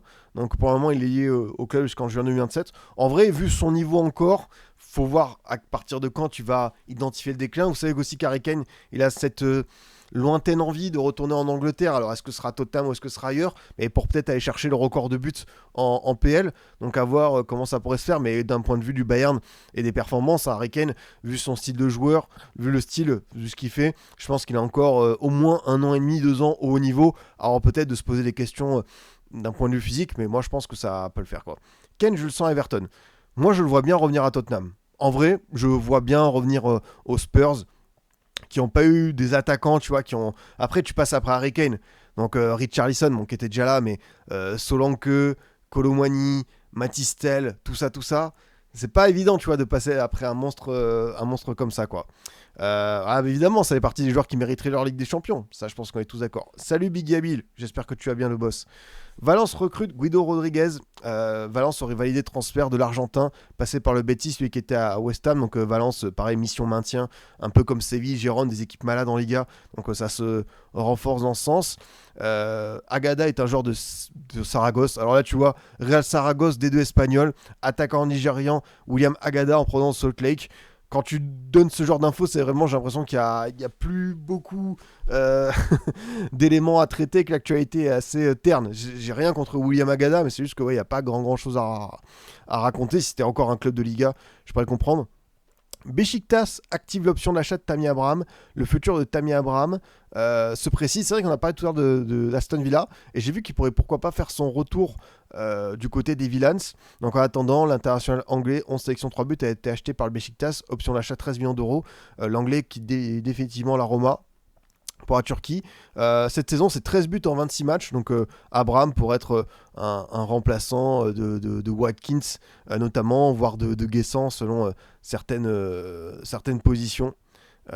C'est clair et net. Salut Pipion, est-ce que tu as vu la news pour Insigne, ses transferts émotions de ce mercato? Alors non, j'ai pas vu ça. Alors écoute, on va aller voir en direct. Est-ce que tout à l'heure on m'a annoncé Will Steele à Saint-Étienne, c'était une lointaine rumeur? Là, je veux du concret. Lorenzo Insigne. Oh, Pescara est prêt à faire revenir Lorenzo Insigne en tant que joueur libre. Ah, c'est beau, c'est trop beau. Le retour à la maison, parce qu'évidemment, Lorenzo Insigne, avec Immobilier et Marco Verratti, a fait partie de cette formidable équipe de Pescara entraînée par Zenman. Ça voilà, là le mec il arrive, un message, il me vend du rêve, c'est du concret. Et ça fait trop plaisir, quoi. Donc, tu vois, hop, je ne vous mens pas en disant cette image. En vrai de vrai, Verratti, il a quel âge là? 32, 33. Il veut pas lui aussi. Voilà, il a beaucoup gagné sa vie, il est au Qatar, après je peux comprendre, mais Verratti, ça peut peut-être s'entendre, quoi. Le classement de Pescara, ok. Décidément, on en fait des recherches aléatoires dans ce... Oh, bah voilà. Est-ce qu'il va revenir en deuxième division ou plutôt tout en bas? 2 victoires en 21 matchs. Ça, c'est du beau challenge hein, sur FM, et le challenge y pue. Waouh. Et la Sampdoria, c'est vraiment une chute sans fin. Un jour, il faudra se pencher sur ce club de plus près, parce que eux, ils sont pas prêts de remonter. Même Bari, qui a été un vrai bon club, ça fait de la peine de les voir. Spedia, on les a connus il n'y a pas si longtemps que ça. T'as Empoli qui est là. Et Palerme, on espère la remonter, enfin. Je pense à Fabrizio Miccoli, tout ça. Il est temps de revoir ce beau club dans ce sens. Donc, ouais, peut-être que Insigne sera plus pour filer un coup de main en série C, mais on apprécie quand même le geste et la volonté de revenir. Surtout que Ciro Immobilier, qui est à Beşiktaş. Je pense qu'en termes d'âge, imaginez le trio qui se reforme. Ça pourrait être magnifique. On aime ce genre d'histoire, donc merci à toi de nous avoir été de manière concrète sur ce dossier. Everton rejette l'offre de la Lazio pour Hiro Bougam, un milieu de terrain, Team Hiro Bougam. Le joueur proposé par, le montant proposé par le club romain serait bien en dessous des attentes. C'est vrai qu'ils ont perdu Guendouzi, mais tu as eu le renfort de Taylor, donc peut-être densifier milieu de terrain pour la Lazio qui vit pareil une saison galère si on parle d'Italie. Carrasco de retour en Europe. Non, vous ne rêvez pas, vous n'êtes pas en 2018-2019, et Yannick Ferreira Carrasco, qui est du côté d'Al-Shabaab en Arabie Saoudite, pourrait rejoindre la Roma, se faire prêter. C'est vrai qu'en même temps, c'est un transfert très Roma, tu vois. Mercato hivernal, un petit prêt de Carrasco, lui qui voudrait revenir en Europe pour les 6 prochains mois, afin d'assurer sa place dans la sélection belge pour la Coupe du Monde du 26. Trop d'informations. Yannick Ferreira Carrasco, j'ai l'impression qu'il a 32 ans depuis. C'est vrai que c'est un joueur avec son visage, en fait. Il y a des joueurs qui te trompent par le visage, et tu dis non, c'est pas possible, ce gars-là. C'est vrai qu'il a que 32 ans, c'est ouf. Il va avoir 33 en septembre prochain. Tu vois, c'est encore loin. Mais comme il a commencé tôt à Monaco, après tôt, on l'a vu apparaître, il a été recruté à Genk 2010. Il a commencé à faire ses apparitions là. 2012, il passe dans l'équipe première. Donc 2012, tu enlèves, c'est 19 ans. Donc c'est pas si jeune, enfin c'est normal. Mais c'est vrai que derrière, on l'a vu faire Atlético, DLI Fang, Re-Atlético, DL Pro, Re-Atlético et de nouveau Al-Shabaab. C'est vrai que ça en est passé des mouvements entre lui et les clubs asiatiques. Et avec la Belgique, c'est 78 matchs, 11 sélections. Et ce qui m'intéresse, moi, c'est de savoir s'il a été appelé récemment ou pas par Rudy Garcia pour comprendre un petit peu s'il a ses chances. Il a fait le dernier Euro et depuis plus rien. Donc Garcia, depuis qu'il est arrivé, il ne l'a pas convoqué. Donc on va voir ça, quoi. Yannick Ferreira Carrasco, envoie-nous la compo du Arsenal Monaco. Je peux pas me défiler, hein. Je suis obligé de vous montrer ça maintenant qu'on fait les compos à chaque fois qu'on évoque un ancien. Donc Arsenal Monaco UEFA 2015. Ça aussi c'est fantastique. Victoire 3-1 d'Arsenal. La compo monégasque avec le repositionnement Fabinho en 6, ça avait marqué, c'était une de ses premières.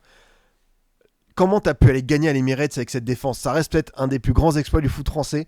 Almami Touré, Wallace, Abdenour, Elderson. Abdenour qui était chaud à Monaco, hein. Mais c'est vrai qu'avec du recul, waouh, c'est quand même assez surprenant. Soubadi Chocage, le bon Jardim pour diriger tout ça. Le milieu de terrain, João Moutinho, Fabinho, Kondogbia, très très sympa sur le papier. Et l'attaque, Martial, Berbatov, Nabil Dirar et Ferreira Carrasco qui était rentré en jeu. T'as aussi Bernardo Silva, Kurzawa, Adama Traoré qui figurait parmi les joueurs. Et côté Arsenal, avec Wenger en poste, c'est donc Ospina au cage, Bellerin, Mertesacker, Koscielny, Gibbs, Coquelin, Santi Cazorla, Alexis Sanchez, Ozil, Welbeck, Giroud. Et sur le banc, t'as des Walcott, t'as du Rosicky, encore là, Oxlade-Chamberlain, ou encore Montréal et Chambers. C'est vrai que Monaco, en termes de compo, waouh, c'est comme quoi, hein, le football, hein, c'est un sport qui se joue à 11 contre 11. Et après, évidemment, t'as beaucoup de joueurs talentueux. Mais ouais, je suis d'accord, le trio Berbatov, Carrasco, Bernardo Silva, Fabinho, Kondogbia au milieu, ça envoie du lourd. C'est vrai que Giroud, on avait loupé pas mal. Quoi.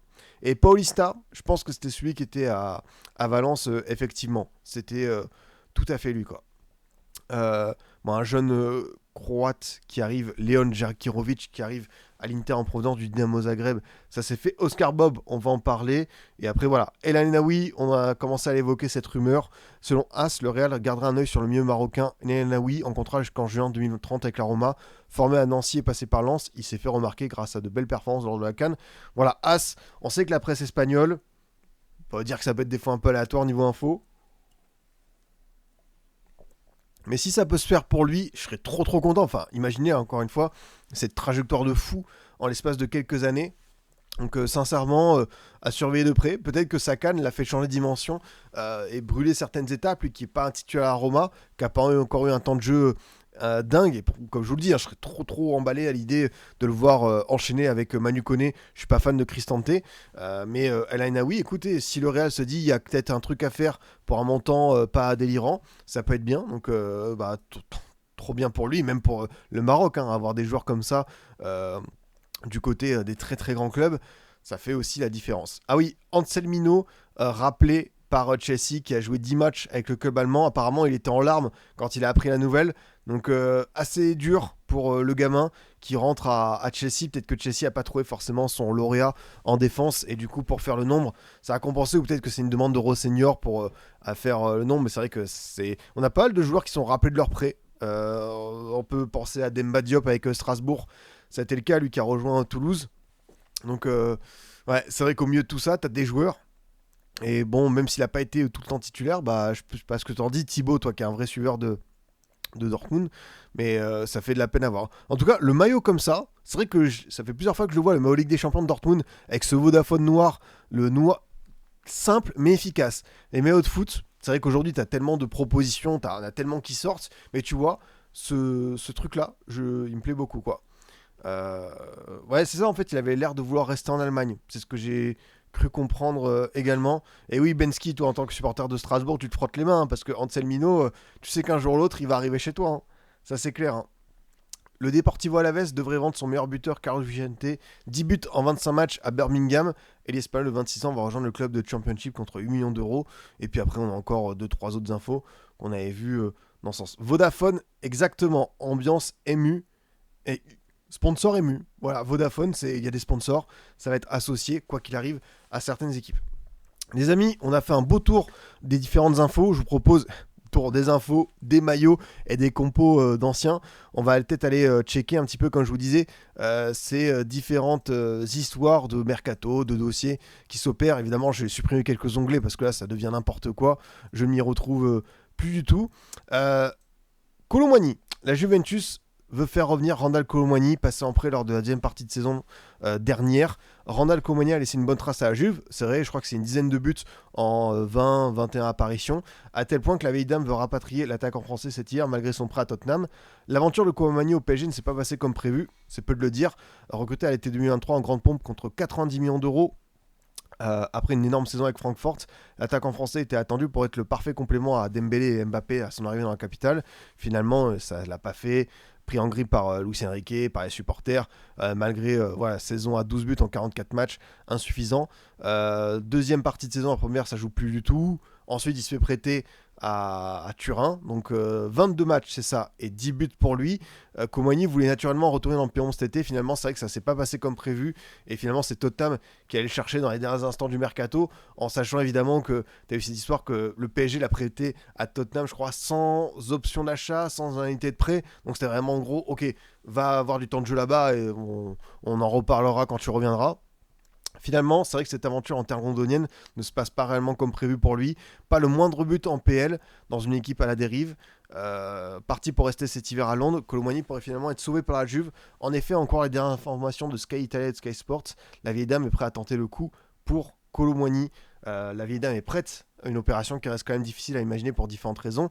Dans un premier temps, le média anglais explique que Tottenham n'entend pas faire partir le joueur de l'équipe première cet hiver. Actuellement 5e de phase régulière, le club de Londres affronte l'Eintracht Francfort ce mercredi. Même si Spalletti apprécie beaucoup son profil selon nos confrères transalpins, il faudrait également connaître la position du PSG dans cette affaire.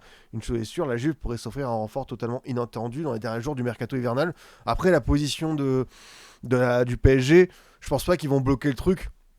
C'est plus pour moi, tu vois, Tottenham qui veut garder un certain nombre de joueurs en quantité, parce qu'il y a eu des blessures, t'as Kudus également qui s'est diminué. Moi, dans l'intérêt du joueur, j'espère que ça va se faire parce qu'à la Juve, ça s'est bien passé. Là, en plus, il arriverait dans une équipe de Turin qui tourne vraiment bien, où tu as toujours cette question de l'avancante parce que David, je le trouve mieux, mais c'est pas non plus, on sait, un crack phénoménal. Après, tu me diras, est-ce que tu vas gagner beaucoup par rapport à un Kolo Muani? Ça, c'est pas évident. C'est vrai que tu as Richarlison qui s'est pété également, donc tu peux comprendre la prudence de Tottenham. T'as Openda, ça l'a pas fait. T'as Vlahovic qui est blessé pour un moment. Et ce qui est quand même fou, c'est que tu fais bien de le dire. Kolo Muani avec la Juve, avec Tottenham, c'est 23 matchs, 2 buts. Ces 2 buts, ils sont pour qui? Hop, pour le PSG. Et c'est vrai qu'il a fait ça un vrai bon match dans la finition, avec notamment un but de la tête, je m'en souviens. Mais voilà, s'il y avait une équipe qui devait prendre les 2 seuls buts de la carrière de Kolo Muani avec les Spurs, c'était forcément lui. Donc moi, forcément, j'espère pour le joueur que on va trouver une solution. Parce que même si encore une fois, Kolo Muani, c'est pas un monstre absolu, on peut voir, hein, la carrière elle continue d'avancer, il est plus tout jeune entre guillemets, on a peut-être vu certaines limites par rapport au PSG, Après, c'est toujours Luis Enrique qui est particulier. Ça reste quand même un joueur intéressant. En équipe de France, il a toujours fait le job. Coupe du Monde 2022, Euro 2024. Donc j'oublie pas cet apport, cette contribution qui a permis à la France d'être quand même dans de bonnes situations. Ensuite, tu me dis qu'il est blessé. J'ai pas l'impression que ce soit un joueur qui soit ultra ultra blessé, tu vois. Parce que Francfort, c'est adducteur 5 jours. PSG, c'est 13 jours. Un virus, 4 jours. Cheville, 3 jours. Et Tottenham, c'est contusion musculaire. Après, évidemment, c'est vrai que Tottenham est une équipe qui est un peu maudite avec l'infirmerie, comme nos amis de Monaco. Donc, malheureusement, c'est propre à eux. Et tu vois, il n'a pas été blessé à Juve. Il a été très peu blessé à. Ah, tu parlais de Solanke. Ah, pardon pour la méprise. Je pensais vraiment que c'était ça. Du coup, je me dis que à voir comment les deux vont réussir à s'entendre. Mais je pense aux joueurs, hein, évidemment, que je vous dis, 27 ans, le temps passe. Là, ça fait un moment depuis la saison à Francfort où tu vois, t'as pas eu ce truc effet waouh. Voilà, 15 buts et 14 passes D, c'est quand même très beau. Après, certains vont dire, ah, c'est la Bundes, c'est un championnat de rigolo, c'est le cirque, les espaces, tout ça. Mais voilà, il a quand même fait, tu vois, entre Nantes, la Coupe de France et ça, bah, il a pas triché. Après, bah voilà, c'est le PSG qui a décidé de mettre un montant délirant sur lui, 90 millions d'euros. Ça l'a pas fait, comme pour Gonzalo Ramos, 80 millions d'euros, qui s'en a quand même plus comme d'un rôle de super sub. À Juve, il a rempli son contrat. Là, je me demande en PL comment ça peut un petit peu évoluer pour lui dans une équipe malade. Alors, est-ce que s'il y a un nouveau coach, ça peut changer quelque chose? À voir. Tu penses que c'est fichu pour lui en EDF et que Ekitike lui a définitivement pris sa place? Moi, je ne mets pas une croix, parce que je pense que Deschamps est un entraîneur qui est assez attaché au vécu dans le groupe France et aussi aux performances avec les Bleus. Et il a exactement ça, cette logique de groupe, le truc de ne pas laisser tomber des joueurs.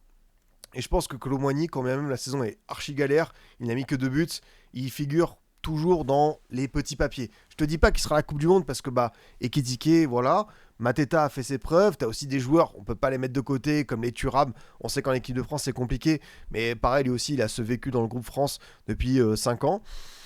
Je ne sais pas, mais en tout cas, moi je mets pas une croix sur la présence de Kolo Muani à la Coupe du Monde, même si il y a toujours une saison galère au bout. Je pense qu'avec un rebond à la Juve, il aurait de meilleurs arguments, mais là pour le coup, il va peut-être falloir se décider.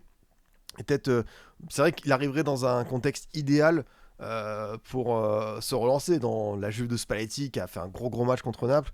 Franchement, je pense que ça sera l'idéal, quoi. Salut Scipion, pour toi un croupi n'est pas encore prêt pour prendre sa place peut-être.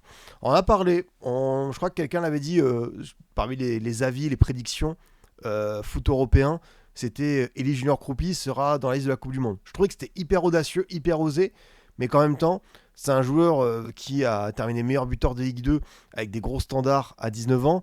Là il découvre la Première Ligue, il a un très beau ratio but-temps de jeu. C'est un joueur qui marque dans différentes positions, qui est assez intéressant dans une attaque à deux, seul.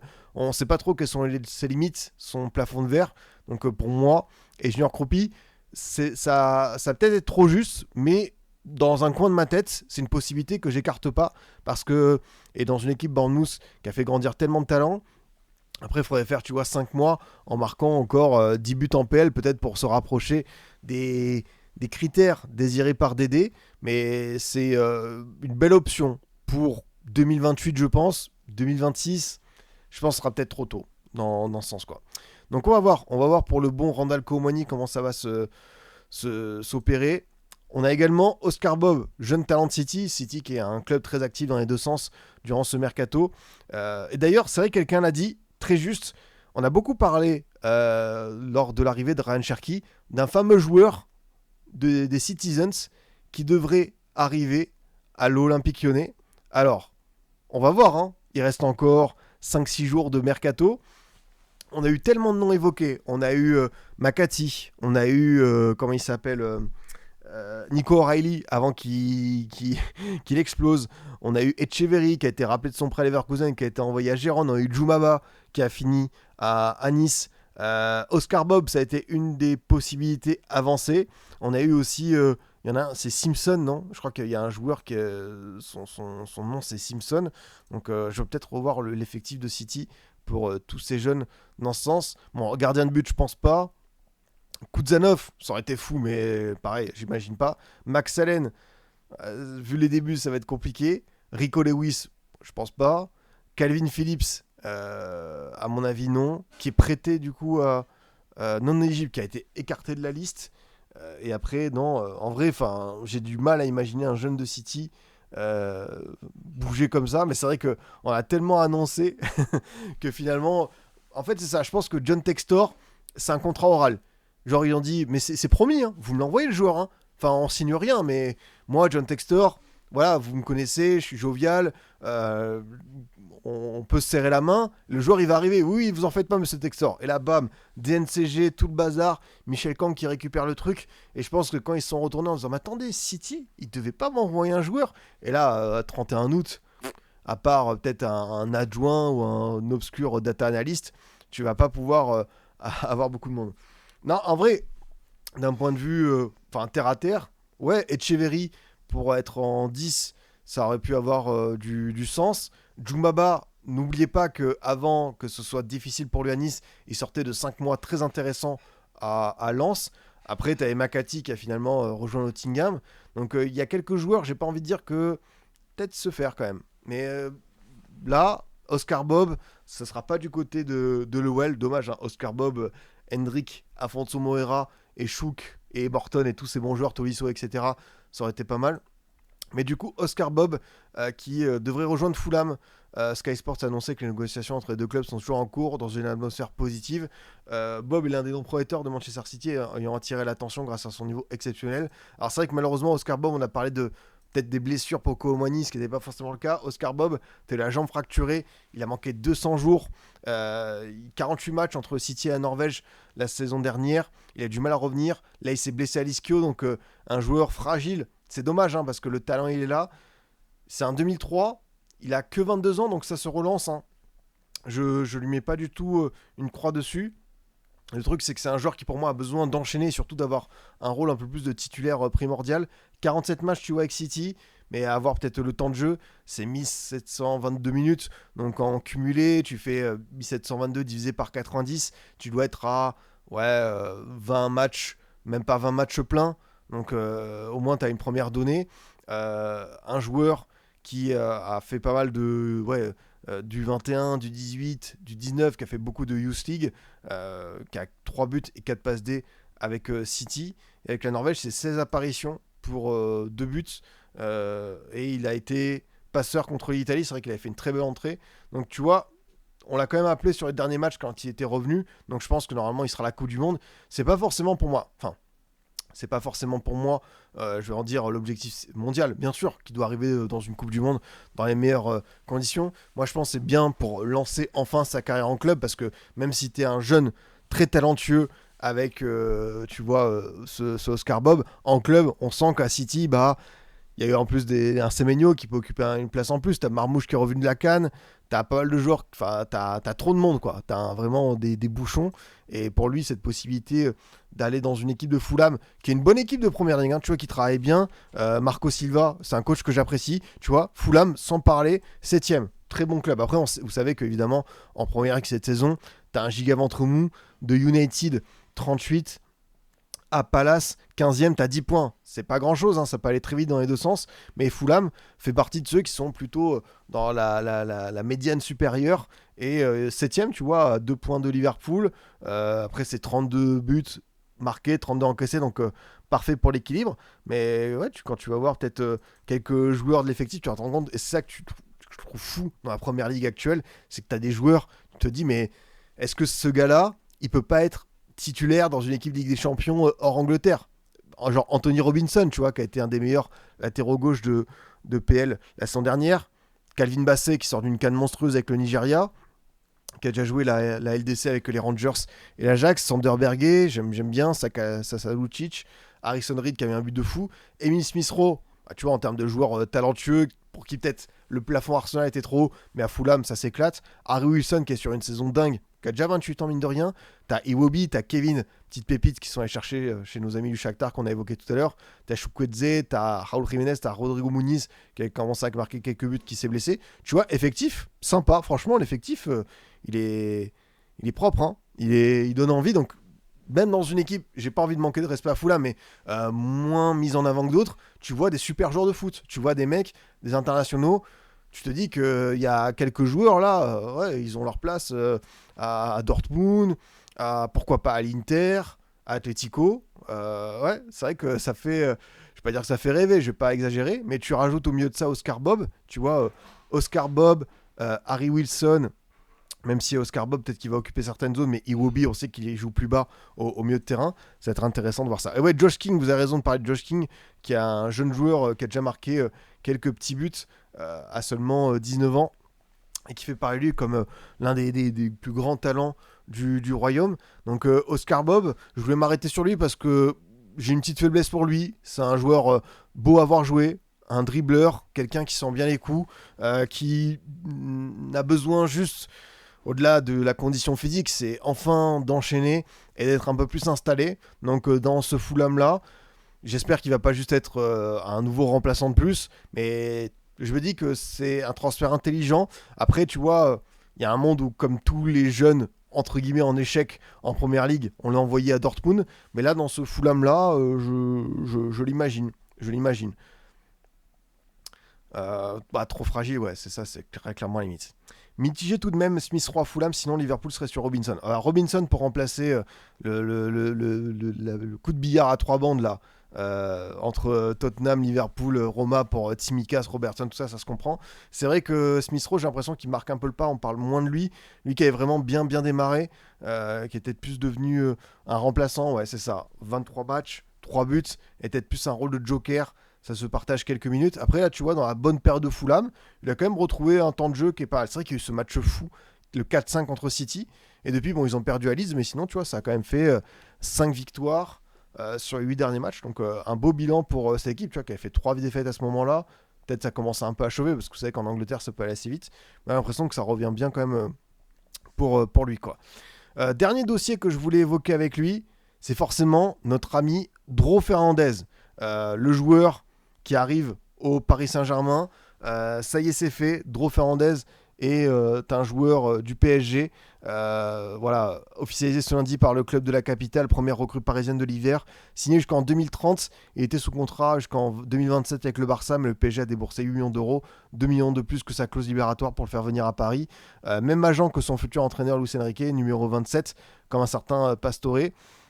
Pour s'offrir sa première recrue, du coup c'est une vidéo donc pour l'histoire des 2 millions d'euros supplémentaires. Je crois que c'était des conditions fiscales de mémoire, mais forcément on a Christophe Kuchli qui est un très bon journaliste de l'équipe qui nous explique un petit peu ce que peut apporter Dro Fernandez, les qualités montrées avec le Barça le destinent à être un joueur de haut niveau pendant les 15 prochaines années à condition d'évoluer dans un contexte tactique précis, lequel, ce n'est évidemment pas un hasard, ressemble fortement à celui prôné par Luis Enrique. Alors moi, Dro Fernandez, pareil, c'est pas le joueur que j'ai le plus vu jouer, et en même temps il n'y a pas un échantillon de match dingue, mais en même temps ça fait partie des joueurs. Quand je l'ai vu évoluer, je me suis dit tiens, c'est intéressant ce qu'il fait, bien placé. Et encore une fois, ce qui m'a marqué, quand je l'ai dit dans un autre débrief Ligue 1, c'est qu'il joue souvent en une de touche de balle. C'est un joueur qui est vraiment dans l'efficacité, dans la transmission, qui est vraiment hyper mobile, et je comprends pourquoi ils sont allés chercher le PSG. C'est vrai qu'on pouvait s'attendre dans ce renfort offensif, on a beaucoup parlé d'Akliouche, on a beaucoup parlé de Rodrigo Mora, mais Luis Campos, vous savez, a donné il y a quelques mois une conférence au PSG Campus où il a dit finalement l'objectif du PSG aujourd'hui, ça ne va pas être d'avoir un effectif hyper extensible de 20, 25 noms. C'est plutôt d'avoir un groupe de 16 joueurs, voilà, plutôt restreint, avec évidemment quelques remplaçants à droite à gauche, mais pour nous, le but, c'est parmi ces 16 joueurs d'avoir des garçons capables d'évoluer dans plusieurs postes, parce que le Dro Fernandez, il peut jouer côté gauche, il peut jouer aussi milieu offensif. On a vu l'évolution tactique de Zaïre Emery, qui est désormais un vrai bon latéral droit, qui évolue aussi au milieu de terrain. Quand Gingli, tu peux mettre sur le côté, tu peux mettre au milieu de terrain, pareil pour Mayoulou, tu vois, faux numéro 9, au milieu, Mbaye qu'il a commencé à mettre un petit peu en tant que relayeur. Donc Dro Fernandez, ça ne m'étonnerait pas de le voir utilisé dans d'autres profils que ceux auxquels on peut s'attendre. Donc intéressant de voir comment le coach espagnol va proposer. Donc comme Iniesta, Dro Fernandez possède une excellente première touche qui lui permet de s'éloigner de son adversaire et gagner le dixième de seconde pour lever la tête. Et comme lui, il affiche une vraie personnalité, qualité que Xavi avait résumé ainsi dans une lettre ouverte à son ancien binôme. Quand beaucoup de joueurs ne veulent pas de la balle dans une situation difficile, il a demandé toujours en équipe première, Dro, plus grand, n'a pas 1m80, n'a pas débarqué en tant que solution de passe préférentielle lorsque les espaces se refermaient, mais ses décrochages pour réclamer le ballon entre les lignes sont ceux d'un milieu qui n'a pas peur, et ses matchs chez les jeunes, notamment en sélection espagnole U17, dessinent le portrait robot d'un vrai meneur de jeu, d'une équipe dominante en tout cas. Donc assez intéressant de voir le positionnement de ce garçon, peut-être dans le 4-3-3 de Lucho, ça pourrait évoluer en 4-2. 1-3, pourquoi pas, ou un milieu en losange, hein. On sait une formule qui peut être adaptée. On a vu certaines équipes revenir à ce fameux milieu en losange récemment. À ce stade de sa carrière, Drone n'a pas encore la capacité à faire la différence face au jeu du slalomeur Iniesta, ni celle de Yamal qui multiplie les chevauchés chez les jeunes. Lorsque l'opposition est féroce et que ses partenaires ont besoin de lui pour faire la différence, l'impression est d'ailleurs plus mitigée. Ces quelques matchs avec les réserves du Barça, 5e de son groupe en 4e division, peuvent même faire naître quelques inquiétudes. Une mi-temps intéressante face à Ibiza où il sert de courroie de transmission, mais peu de différence. Une heure difficile contre la réserve de l'Espagnol à énorme intensité. Ces moments, il faut être le taulier d'un collectif en rodage. Il ne nous a pas retrouvé en équipe première où l'écart avec les adversaires l'a surtout amené à croiser des blocs bas. Ça peut être évidemment aussi un contexte pas mal avec le PSG. Hormis dans quelques rencontres, qui n'est pas probablement destiné à disputer dans les prochaines semaines, le PSG devrait lui offrir ce contexte de domination similaire, des conditions propices pour qu'il réussisse ses deux actions favorites, la sortie sous pression, dos au jeu et l'appel contre appel. La première qui rappelle Marco Verratti. Après, pour l'instant, tu as des références Verratti-Iniesta, t'es pas mal. Après, on sait que chez les jeunes, ça va très très vite au niveau des similitudes. Parfois ça leur fait du tort. Le voit s'enrouler avec facilité autour de son défenseur, généralement de l'extérieur du pied, avec le corps en opposition. La seconde, plus rare chez les milieux de ce profil, en est la conséquence, puisqu'il demande le ballon dans une position difficile à tirer l'adversaire. Il ouvre un espace à attaquer en profondeur. Voilà, tu peux imaginer les Gvara, les Barcola en profiter. Ça commence en parlant de Iniesta et Xavi pour dire que ça finit par galérer contre Ibiza. Ah là là là, c'est vrai. Mais bon, je pense évidemment, tu prends des référentiels Masia et pour dire. Après, c'est pas le journaliste de l'équipe qui le compare à Iniesta, c'est plus la presse espagnole qui, pareil, est toujours pas dans la demi-mesure. Ça, il faut le dire. Cette fois, bien installé dans le demi-espace gauche, Dro Fernandez décroche pour demander le ballon dans les pieds entre les lignes. Les milieux adverses l'ont suivi et il fait immédiatement un appel en profondeur dans l'espace ouvert, puisqu'il montre également une énorme énergie au pressing, situation de l'origine de sa passe D pour Firmino Lopez face à Olympiakos. Tout indique qu'il puisse rapidement être soluble dans le jeu de Luis Enrique et que plus que sa compréhension du jeu, ce seront ses statistiques offensives qui le feront entrer dans la catégorie des fluoroclassés auxquels il est déjà comparé. En vrai, ça ne m'étonnerait pas qu'il soit lancé, alors peut-être pas titulaire parce que ce serait tôt, mais dimanche quand même, tu as un match à Strasbourg et le voir dans le grand bain. Vous m'avez entendu parler de ce Strasbourg-PSG, un match que j'attends de pied ferme, ça pourrait être vraiment bien de le voir dans ce sens, quoi. Dans un article titré « Dro possède certaines des qualités d'Iniesta et une vision de jeu supérieure à celle de Thiago Alcantara ». Ah ouais, vraiment, le gamin, c'est quoi ? C'est combien de matchs avec le Barça ? Dro Fernandez, c'est en tout 5 matchs avec le Barça, et je pense que ça va être plutôt des entrées en jeu. C'est 148 minutes et t'as déjà Thiago Alcantara, Verratti, Iniesta et Xavi qui sont cités. C'est wow. c'est costaud pour lui. Mais après, c'est évidemment une présentation, il faut réussir à donner quelques indices.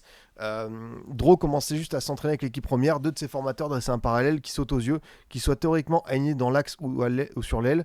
Le droitier de 18 ans finit invariablement par occuper l'un des demi-espaces, avec une préférence pour le gauche où il ouvre de meilleurs angles de passe et peut percuter vers l'intérieur, mais comme Don Andrés à ses débuts, une grande faculté à s'adapter. La position idéale de Dro Fernandez entre ligne et demi-espace, là où il peut être trouvé par ses partenaires et se mettre face au jeu. En tout cas, c'est vrai que ce transfert, il en a étonné certains. Hansi Flick, il a fait ce discours, vous le savez, sur la Masia, on doit rappeler ce que c'est. Le départ a été acté. Je vois beaucoup de gens tirer des conclusions en mode Dro Fernandez va le regretter, le PSG achète un faux joueur, vous verrez, ça va faire comme Xavi Simons, ça va faire pchit. Je ne sais pas. En fait, j'ai pas envie de m'avancer. Peut-être certains vont dire que je fais un commentaire suisse ou une réponse de Normand, mais on a tellement peu d'informations sur ce joueur et son vécu en pro que c'est un peu noir ou blanc. C'est très difficile de s'aventurer et de se dire hop, qu'est-ce que ça peut donner. Donc moi, sur le principe, je trouve qu'à ce prix-là, 8 millions d'euros, t'as un risque qui est quasi nul pour le PSG avec ses finances.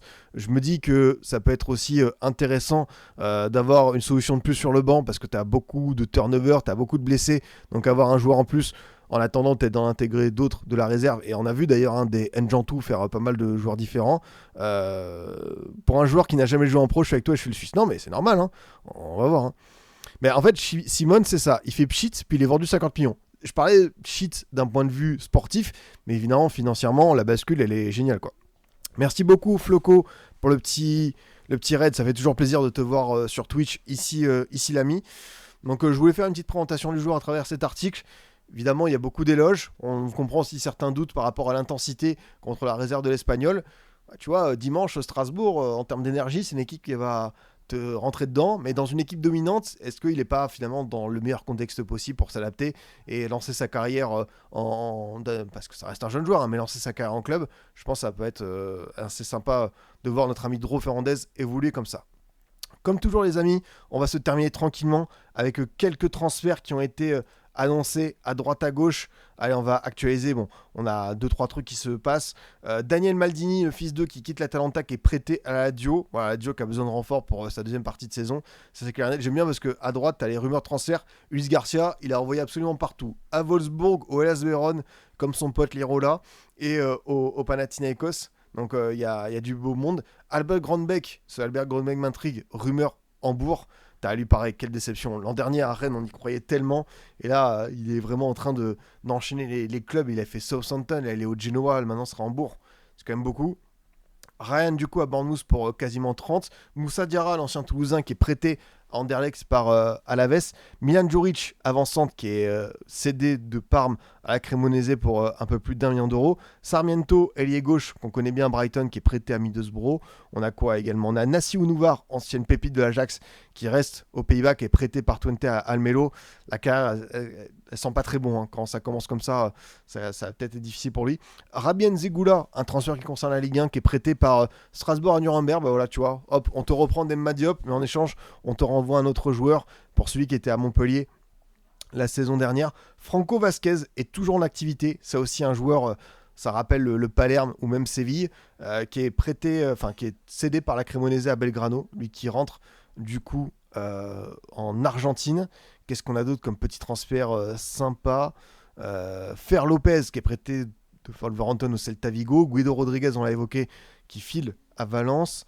Ouais, tu vois, franchement, je vous le dis, hein, les transferts, il se passe pas grand chose. Et pourtant, j'essaie d'animer la chronique, le truc. Et après, tu vois, il y a Jasper Asprilla quand même, hein, qui quitte Gérone, qui va à Galatasaray, qui est prêté. Lui qui était suivi par le Stade Rennais, je m'en souviens, il y a 2 étés. Donc on va voir ce qui va se passer. Et oui, il joue encore, Franco Vasquez. Ça, c'est dingue. Mais pour ça, quand tu fais les transferts, des fois, tu tombes sur des joueurs. Transfert Ligue 1, c'est vrai. Hamzat Ojediran, qui n'était pas du tout dans les plans de Pierre Sage, qui quitte le Racing direction Colorado Rapids, le club de MLS, pour 3 millions d'euros. Qu'est-ce qu'on a d'autre? On a l'option d'achat de Rodrigo de Paul qui est levée. Du coup, l'Atlético va récupérer 15 millions d'euros de l'Inter Miami. Tammy Abraham, on a parlé, 13 millions Besiktas.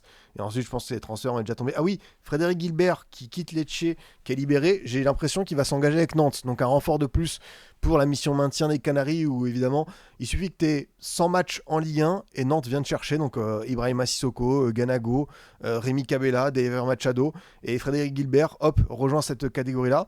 Noah Lang, c'est vrai qu'on aurait peut-être pu faire un focus sur Noah Lang, surtout par rapport à certaines déclarations où le mec a bombé le torse, tout ça pour quitter Naples par la petite porte et être prêté à Galatasaray. 2 millions d'euros. C'est ouf parce que Naples, ils ont quand même pas un effectif hyper extensible et ils se séparent de Luca et Lang, donc vraiment considérés comme des flops. Le Maréchal, on l'a évoqué lors du dernier live, qui rejoint Bruges pour 6,5 millions d'euros, donc content pour lui parce que je pense qu'en Belgique, c'est un jeune joueur qui va s'éclater. Après, tu vois, on a des petites infos. Giovanni, jeune attaquant brésilien qui quitte le Hellas Vérone pour Naples, justement. Pas un montant fou. Harry Hamas de Manchester United qui rejoint Norwich, qui est prêté. Et puis voilà, je pense qu'on a fait à peu près... j'espère Carlson, c'est vrai que lui aussi on en parlait à l'époque, qui est prêté par Bologne à Utrecht. Tu vois, lui, Jesper Carlson en Ligue 1, pour un club milieu de tableau, je pense que ça aurait pas été inintéressant, pourquoi pas de tenter un petit coup sur lui. J'avais bien aimé quelques séquences. Rafa Silva qui retourne à Benfica pour 5 millions d'euros. Je sais qu'il y a un supporter de Benfica qui m'en avait parlé. Et sinon après, voilà, on retombe sur Timber et certains transferts qu'on avait évoqués, quoi. Philippe Djordjevic contacté par Kita. Ah non, mais ça, c'est clair et net, hein. Franchement, à partir du moment où, comme je te dis, tu as un petit tampon ancien de Ligue 1, tu vas terminer là-bas. Oui, il y a un transfert aussi, c'est vrai. Amir Richardson, merci beaucoup à Ludowski pour le petit abonnement. Merci beaucoup, le roi. Tu vois, Richardson qui devait aller à Nice, qui finalement rejoint Copenhague. J'ai pas envie de dire bizarre, mais bon, Je sais pas ce qui va se passer pour lui à Copenhague, c'est une option d'achat. Mais s'il retourne à la Fiorentina cet été et à relancer en Ligue 1, pareil pour un club, tu vois, peut-être Toulouse par exemple, des clubs comme ça ambitieux qui travaillent bien. Amir Richardson, je pense qu'il y aura un prix à mettre, mais ça peut valoir le coup de l'investissement. Szymański, on a déjà parlé, mon cher Jordi, la dernière fois. On a déjà fait un beau focus sur lui. Si t'es à Brest, ouais, tu vois, Brest, ils ont du monde au milieu de terrain, mais dans un profil différent, c'est vrai que ça aurait pu faire du bien. Les amis, on va arriver à la fin de ce récap mercato. Merci à vous de m'avoir suivi, de m'avoir écouté. On a pu faire un petit peu le tour des dernières infos, quelques dossiers comme d'habitude et voir les différentes officialisations. On va se reposer. On se retrouve demain vers midi ou 13h avec hors-jeu. On a également le débrief du multiplex Ligue des Champions mercredi soir. Donc demain soir, on aura encore un débrief avec hors-jeu le jeudi. Et ensuite, on aura ce multi-Europa League qu'on vivra ensemble. Donc beaucoup de choses à faire ensemble. Pour ceux qui ont rejoint le live en cours, n'oubliez pas que ce sera disponible assez vite en débrief sur YouTube, mais également en podcast. Donc toutes les bonnes adresses, Spotify, Deezer et Apple. Moi, je vous souhaite une très bonne soirée. Profitez bien. Reposez-vous bien parce que demain, 18 matchs, on va partir au combat avec tout ce qui va se passer en Ligue des Champions. Donc il faut reprendre des forces, il faut être à l'affût. En tout cas, c'était un plaisir de vous retrouver pour ce bon petit stream. Salut à tous les boss.